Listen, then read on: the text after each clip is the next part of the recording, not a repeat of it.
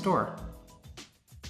In this video, I would like to tell you about a navigation solution for Toyota Touch 2 monitors. These monitors are installed in Toyota cars starting from approximately the 2014 model year. This solution is designed to expand the functions of the OEM monitor. Here we have the monitor from a RAV4 of the 2014 model year. Let's see what the package contents of this solution look like. We will also connect the module and show how it works. So what's in the package? Here we have the navigation module. An 8 GB memory card is already inserted into the card reader. It is also marked with a sticker. The dimensions of this aftermarket navigation module are the same as those of the OEM navigation module. Due to this fact, it can be installed in the OEM place designed for the OEM navigation module.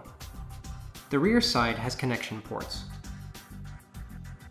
Here is the port to connect to the monitor. Here are USB ports for a 3G modem or USB drive. And a FACRA socket for an external GPS antenna connection. This is usually connected behind the monitor under the dashboard.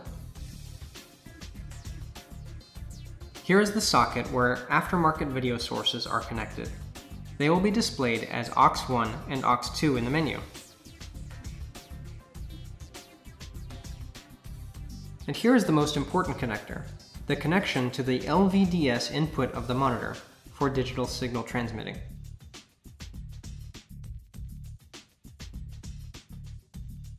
Also, we have connection cables.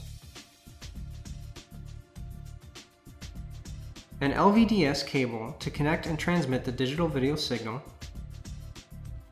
two extension cables to connect a USB drive and modem,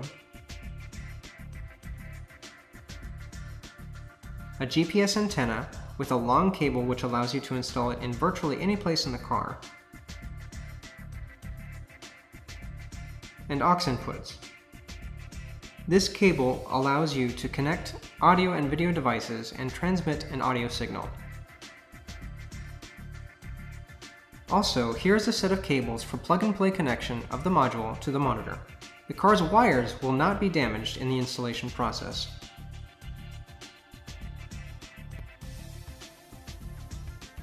If you want to connect any additional devices, here are 2 wires with insulation sleeves to power those devices.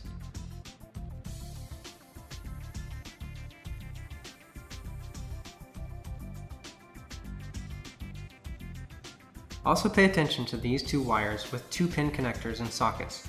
They are meant for connecting to the central speaker in cases where the amplifier is not built into the monitor. In other words, when there is an external amplifier. That's actually it. Let's now connect the navigation module to the monitor, and you will see how easy it is. So, as I've already mentioned, here we have the monitor from a RAV4 of the 2014 model year. Of course, it's also a touchscreen monitor. Here's the stand which emulates the steering wheel buttons, power, battery and ACC, and the speakers. Here we also have our navigation module, which I will place under the monitor.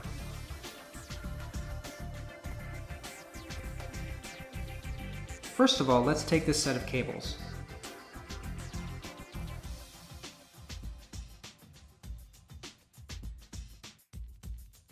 As you may have noticed, it can be called a Y-shaped cable. It has a socket on one side and a connector on the other one. All sockets on the rear side of the monitor will be used.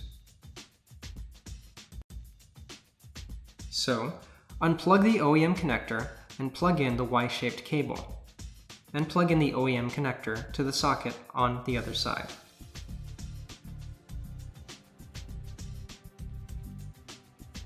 So now plug in the 28-pin socket here, and then plug in the 32-pin connector to the navigation box.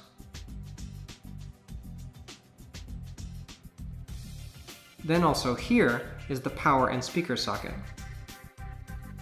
Now you can plug in the power connector for any additional devices. As I've said, these male and female wires can be used to connect to the OEM speaker, which is located above the monitor.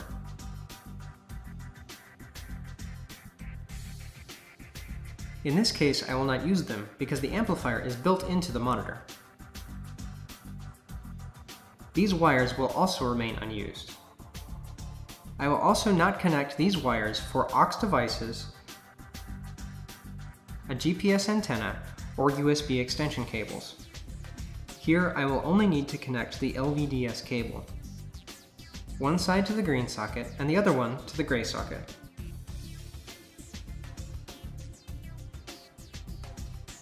Also here, I will plug in the connectors from our stand to power and control the device.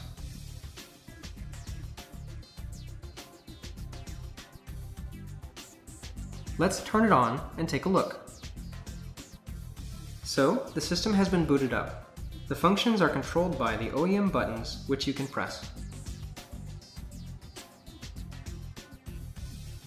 If you press car, you will see information about the trip. If you press the Bluetooth button, Bluetooth will be activated. All of the original OEM functions will be working after the navigation box is installed. If you press the Nav button, you will see the message, "Navigation is not available for your system." In this case, to switch to the aftermarket navigation box, you don't need to press the Nav button, but instead, double press the Mute button. 1, 2, and here the image from our newly installed navigation box is displayed.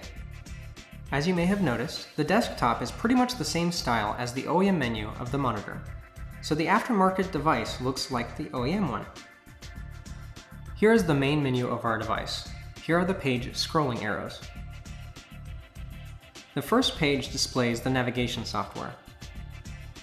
The second page displays the browser, USB drive, and settings.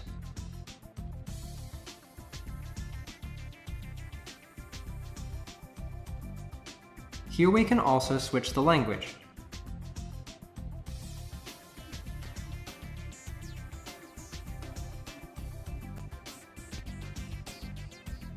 The third page displays aux1 and aux2 inputs. These are audio and video devices, and the rear view camera, which is connected to the navigation box. You can connect the front view camera and activate the image from it by pressing this pictogram. Here the image from the front view camera will be displayed. Then, it will return to the first page. In our case, the iGo navigation software has been installed. In general, the system works on Windows CE 6.0, which is a rather flexible platform. Because of this, you can install various navigation programs. iGo Control is what's normally installed. The only additional thing I should mention is that map dragging does not work here. You can only press a point on the map. However, the functions of this navigation system are enough. To return to the main menu of the monitor, just press any button. Here I press the media button, and the monitor switches to the radio or CD mode. And again, double press the mute button to switch to navigation. And that's actually it. If you have any questions, please contact our technical support or write to us on our forum. Be sure to subscribe to our channel. See you in the next videos.